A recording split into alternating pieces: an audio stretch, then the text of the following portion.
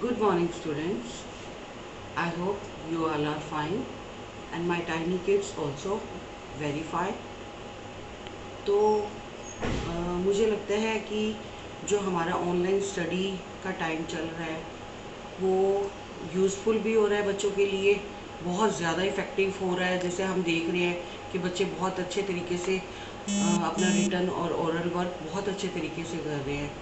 तो मेरी मेन आपसे ये भी है कि बच्चों को जितना मॉर्निंग में आप काम करवा सकती हैं वो बेस्ट ही रहता है। उसके बाद बच्चे लेज़ी हो जाते हैं और वो एक जो एनर्जी होती है वो मॉर्निंग के टाइम ही होती है। आफ्टरनून में वो एनर्जी बिल्कुल डल हो जाती है। तो जितना पॉसिबल हो सके, अगर प्रॉब्लम है तो आप लेट करवाओ, अदरवाइज तो पॉसिबल हो सके स्कूल टाइम में बच्चों को फटाफट काम उनका फिनिश करवा कर उनको इवनिंग में थोड़ा सा एंजॉय करने दिया करो। उनके माइंड में टेंशन रहती है कि आज हमारा काम नहीं हुआ, और इसलिए मॉर्निंग टाइम में ही थोड़ा सा अपना शेड्यूल आगे पीछे करके बच्चों का शेड्यूल बनाओ आप। ठीक है।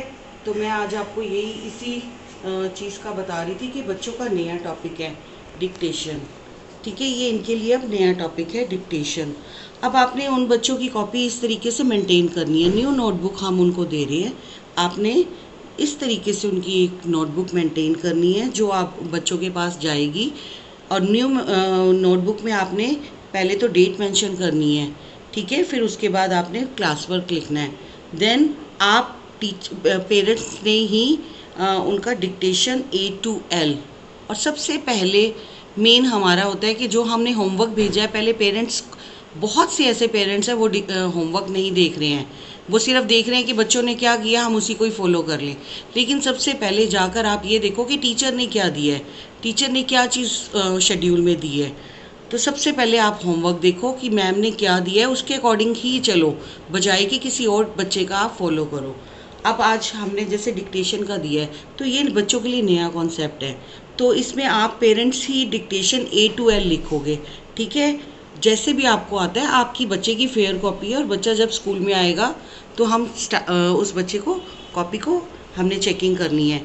तो इसलिए आप जितना हो सके फेयर काम बहुत अच्छे तरीके से यहाँ करवाओ आप। तो आपने डिक्टेशन A to L आपने यहाँ लिखनी है और नंबरिंग लिखनी है। हमने 5 आपने वर्ड्स देने हैं, ठीक है, 5 लेटर्स देने हैं। और 5 लेटर्स जो है आपने 1 2 3 4 5 सीक्वेंस इनके यहाँ लिखने हैं, ठीक है। और मैं हिंदी की उसमें देख रही हूँ कि कई पेरेंट्स ने डॉट नहीं लगाया, तो विदाउट डॉट तो बच्चों को पता ही नहीं चलेगा। और वो क्या कर रहे हैं, कोई यहाँ लिख रहा है, कोई यहाँ लिख रहा है, कोई कहीं तो आप जितना डॉट्स में लगाओगे तो एक तो बच्चे को एक लाइनिंग का पता चलेगा कि हमने एक लाइन में लिखना है, ठीक है। तो जितना हो सके बच्चों को हमने अब स्टार्टिंग की हैबिट डेवलप करनी। और सबसे बड़ी बात ये है, ये पेंसिल जो है without sharp pencil, don't use blunt pencil, okay. तो वी हैव, जब भी हम काम करवा रहे हैं तो आप हमारे पास pencil sharp, this is the sharpener and this is the eraser, आप अपने साथ रखोगे। आप अपने साथ रखोगे, बच्चे को नहीं दोगे, तो अपने साथ रखोगे। और ये सब चीज़ें जो है, ये तीनों चीज़ें आपके पास हों और बिल्कुल शार्प, बार बार शार्प करोगे आप पेंसिल। और बच्चे को आप डिक्टेशन जो भी वर्ड है A to L आप यहाँ लिखोगे। और प्रैक्टिस के लिए आप अपनी घर की नोटबुक लेकर उस पर प्रैक्टिस करवा सकते हो, लेकिन यहाँ पर जो चीज़ें दोगे आप वो बिल्कुल नीट एंड क्लियर होनी चाहिए, ठीक है।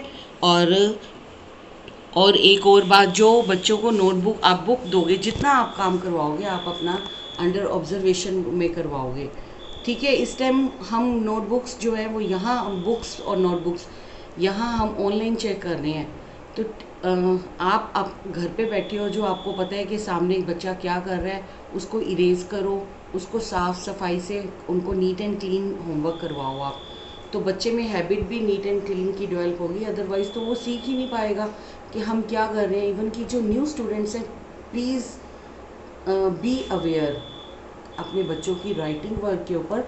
जैसे अब मैंने किसी बच्चे का लिखा, C लिखा हुआ है, बच्चे ने लिखा हुआ है पैटर्न वाला, और ओल्ड बच्चों ने भी ऐसे किया है।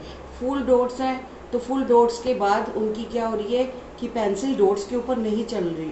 अरे उन बच्चों, ओल्ड बच्चों को तो बिल्कुल प्रैक्टिस हुई पड़ी है, पूरा साल उन्होंने की है। तो प्लीज़ पेरेंट्स, मेरी आपसे एक ही रिक्वेस्ट है कि आप जब भी काम करवा रहे हैं तो उनके साथ बैठकर और थोड़ा सा टाइम उनको दो, चाहे वो बुक रीडिंग का टाइम है, चाहे वो किसी चीज़ का टाइम है, तो आप उनको। और मेन मेरा आपसे एक एक रिक्वेस्ट है कि आप स्कूल टाइम में जितना है वो आप उनका काम करवा के उनको फिनिश करवाओ, कि उनके माइंड में भी ये टेंशन ना रहे कि हमारा काम पड़ा हुआ है। ठीक है, आप इन चीज़ों को फॉलो करोगे तो बच्चा बहुत जल्दी सब कुछ सीख जाएगा। Okay, thank you.